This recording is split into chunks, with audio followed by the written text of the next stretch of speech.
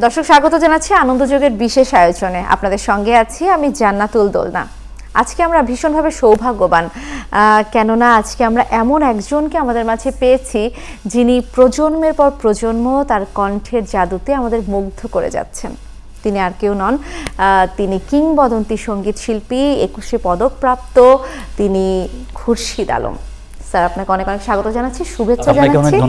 আপনাকেও ধন্যবাদ এবং আজকে জন্মদিনের কিন্তু অনেক অনেক শুভেচ্ছা, কেননা গতকালই ছিল আপনার জন্মদিন। আপনি 80 পেরিয়ে 81-তে পা দিয়েছেন এবং দীর্ঘ একটা সঙ্গীত জীবন আপনার, যদি বলি 5 দশকেরও বেশি সময় ধরে আপনি গানের সঙ্গে যুক্ত। একটু জানতে চাই যে এই বিশেষ মুহূর্তে, জন্মদিনটা মাত্রই গিয়েছে, আসলে এখন এই সঙ্গীত জীবন নিয়ে আপনার কাছে একটু ছোট করে জানতে চাই যে কেমন ছিল এই যাত্রাটা। আসলে আমি প্রথমে আমার জীবন শুরু করেছিলাম রবীন্দ্রসঙ্গীত দিয়ে।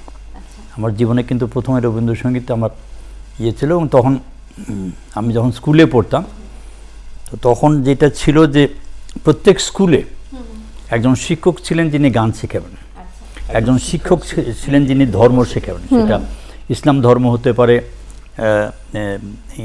হিন্দু ধর্ম হতে পারে, সেটা শিক্ষক পার্টিকুলারলি ওই বিষয়ের শিক্ষক ছিলেন।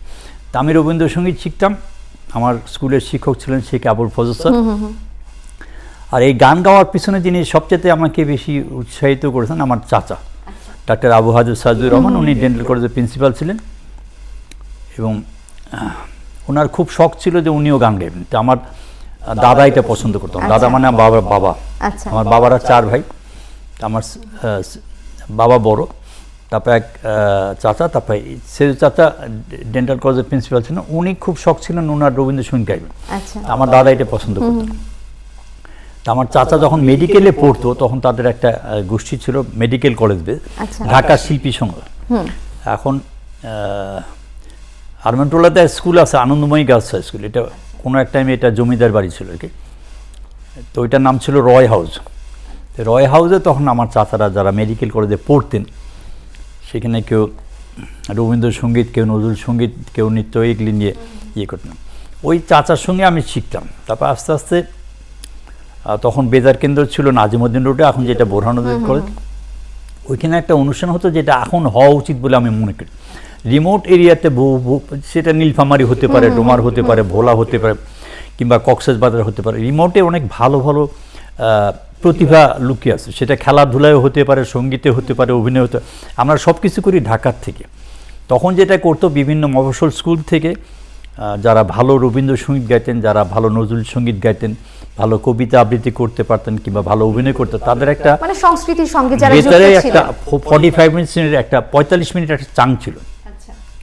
সেখানে শুধু স্কুলের ছাত্রছাত্রীরাই পার্টিসিপেট করবে। তো সেখানে আমি মাসে 4 দিন প্রোগ্রাম করতাম। এইভাবে আমার কোন ক্লাসে পড়তেন? আমি ক্লাস 6-এ ভর্তি হয়েছিলাম এবং আমার স্কুল ছিল ঢাকায় ওল্ড টাউনে বিসিসি রোডে, নবপুর সরকারি উচ্চ বিদ্যালয়। হ্যাঁ, এইখানে। আর আমার বাসা ছিল কাজী আলাউদ্দিন রোডে। এটা সবাইকে বললে চিনবে, হাজি সাহেব বিরিয়ানি বললে সবাই চিনবে। ওই বিরিয়ানি যে বাসাটা তার পিছনে বাসাটা ছিল আমার। তো আমার বাবা ছিলেন নবপুর গভর্নমেন্ট হাই স্কুলের বাংলার শিক্ষক। আমার দাদা ছিলেন নেসেসারি স্কুল ঢাকা রেঞ্জ এবং উনি আজিমপুরে একটা স্কুল করেছিলেন। ওটা প্রতিষ্ঠাতা হেডমাস্টার ওয়েস্ট এন্ড, মানে পশ্চিমের শেষ আর কি। আচ্ছা, একটু ওই অন্য একটা গল্প জানতে চাই যে তখনকার সময় আসলে সংস্কৃতির চর্চাটা কিন্তু একটু কঠিনই ছিল। যেমন বাবা, চাচা বা মামা, খালু, এদেরকে একটা ধারণা ছিল যে ফ্যামিলি মেম্বারটা ছিল, তারপর আবার পাড়াপড়শি যারা ছিল তারাও পছন্দ করতো, খুব একটা পছন্দ করতো না। কিন্তু আমি যখন যে বাসায় থাকতাম সেটা 70 কাজী আলাউদ্দিন রোড, ঠিক আছে, সেখানে আমি যে হারমোনিয়াম বাজিয়ে গান করবো সেটার উপায় ছিল না, বিকজ পাশে ছিল মসজিদ। পাশে মসজিদ ছিলেন, আশেপাশে যে সমস্ত লোক ছিলেন সব হাজি সাহেব। তো এখনকার ওয়ালগুলি কিন্তু 5 ইঞ্চি ওয়াল, ঠিক আছে, তখন ছিল এত বড় প্রাচীর, এত বড় ছিল।